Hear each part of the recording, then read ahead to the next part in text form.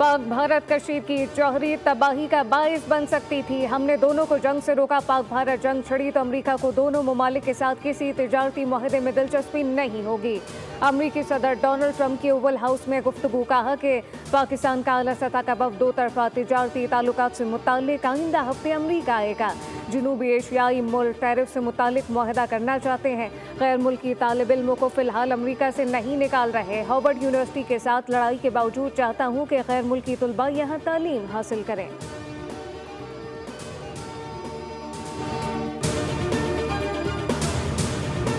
पाकिस्तान और अमेरिका के दरमियान बाहमी टैरिफ पर बाज़ाब्ता मुज़ाकरात का आगाज़। वफाकी वज़ीर ख़ज़ाना और अमेरिकी तिजारती नुमाइंदे की वीडियो कॉन्फ्रेंस के जरिए बातचीत।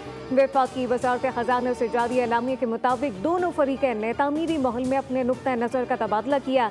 आइंदा चंद हफ्तों में तकनीकी सतह पर तफसीली मुज़ाकरात पर इत्तफ़ाक़ किया।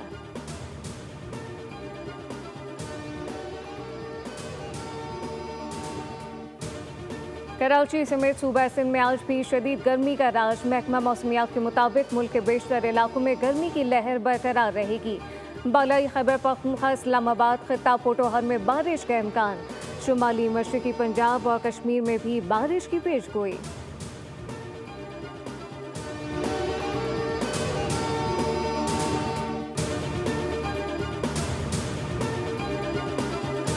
कराची के इलाके कायदाबाद नेशनल हाईवे पर रात से बिजली और पानी की अदम फराहमी पर एहतजाज जारी। मलिर हॉल से कायदाबाद तक सड़क बंद। मुसाफिर कई घंटे से ट्रैफिक में फंसे हुए हैं।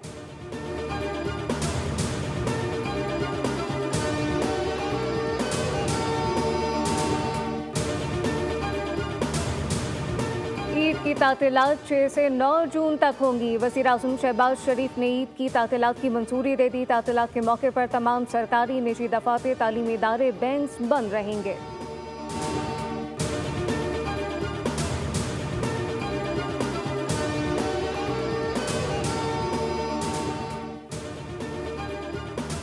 और अरशद नदीम लगा दो सर धड़ की बाजी, हम तुम्हारे साथ हैं। एशियन एथलेटिक्स चैंपियनशिप का फाइनल मार्का आज होगा। जनूबी कोरिया में जारी चैंपियनशिप में जेवलिन थ्रो के क्वालिफाइंग राउंड में अरशद नदीम ने 86.34 मीटर लंबी थ्रो की। पेरिस ओलंपिक के बाद अरशद नदीम का ये पहला बड़ा इंटरनेशनल इवेंट है। अरशद नदीम कहते हैं, कौम फाइनल में मेरी कामयाबी के लिए दुआ करे ताकि पाकिस्तान का परचम बुलंद कर सकूं।